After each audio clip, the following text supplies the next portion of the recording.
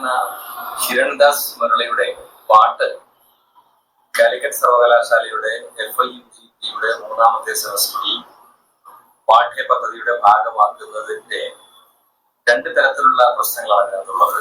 പ്രത്യക്ഷമായ കാരണങ്ങളാണ്, 2 പരോക്ഷമായ കാരണങ്ങളാണ്. പ്രത്യക്ഷമായ കാരണങ്ങൾ നമുക്കെല്ലാം അറിയുന്നതാണ്. ഒന്നാമത്തെ കാര്യം, അദ്ദേഹത്തെ ലഹരി പദാർത്ഥം കയ്യിൽ വെച്ചു എന്ന കുറ്റത്തിന്റെ പേരിൽ അറസ്റ്റ് ചെയ്യുകയാണ്.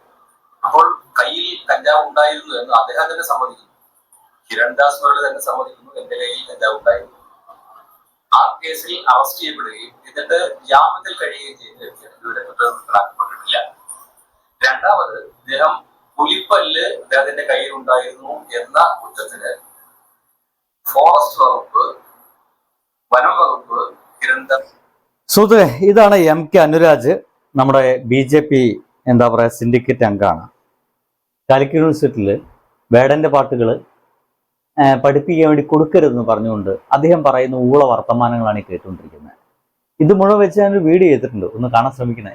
ബൈ.